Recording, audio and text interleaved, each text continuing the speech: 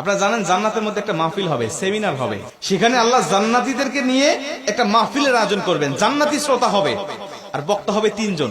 প্রথমে বিশেষ বক্তা হিসেবে থাকবেন হযরত দাউদ আলাইহিস সালাম।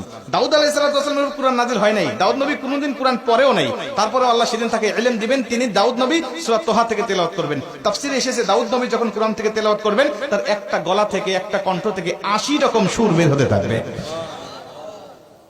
জান্নাতীরা দাউদ নবীর কণ্ঠে তেলাওয়াত শুনে তো পাগল, বলবে আল্লাহ কি তেলাওয়াত শুনতেছি, আমরা তেলাওয়াত শুনে শুনে জান্নাতে থাকতে চাই, আর কিচ্ছু চাই না। আল্লাহ বলবে এর থেকে কি সুমধুর তেলাওয়াত শুনতে চাও না? জান্নাতীরা বলবে আল্লাহ এর থেকে সুমধুর তেলাওয়াত হতে পারে, আমাদের আর বিশ্বাস হয় না। আল্লাহ বলবে কেন বিশ্বাস হয় না?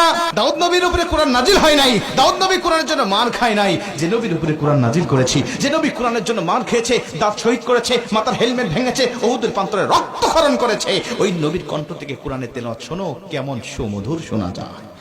আমার নবী যখন সূরা ইয়াসিন থেকে তেলাওয়াত করবেন জান্নাতীরা তো পাগল হয়ে যাবে, বলবে আল্লাহ কোনো হুর চাই না, কোনো গিলমান চাই না, কোনো নাজ নিয়ামত, কোনো শরাব, কোনো ঝর্ণা, কোনো কিচ্ছু চাই না। আল্লাহ শুধু নবীর কণ্ঠে তেলাওয়াত শুনে জান্নাতে হাজার হাজার বছর আমরা কাটিয়ে দিতে চাই। আল্লাহ বলবে জান্নাতি এর থেকেও কি সুমধুর তেলাওয়াত তোমরা শুনতে চাও না? জান্নাতীরা বলবে আল্লাহ এর থেকে সুমধুর তেলাওয়াত হতে পারে, এটা আমাদের আর বিশ্বাসই হয় না। জান্নাতীরা কেন বিশ্বাস হবে না বলো?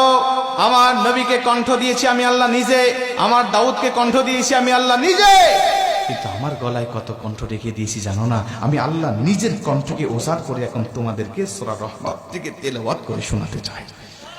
আমার আল্লাহ সেদিন টান দিবেন সূরা রহমান থেকে, আর রহমান বলবেন না, তিনি আনার রহমান বলে টান দিবেন। আমি রহমান, যে রহমানের কথা দুনিয়াতে তোমরা শুনেছো, যে রহমানের ভয়ে দুনিয়াতে পাপ থেকে বিরত ছিলে, যে রহমানের ভয়ে তাহাজ্জুদের ওয়াক্তে দাঁড়িয়ে চোখের পানি বিসর্জন দিয়ে নামাজ আদায় করেছো, যে রহমানের ভয়ে সারাটা দিন রোজা রেখেছো, যে রহমানের ভয়ে তোমরা সত্যের পক্ষে চলেছো, ওই রহমান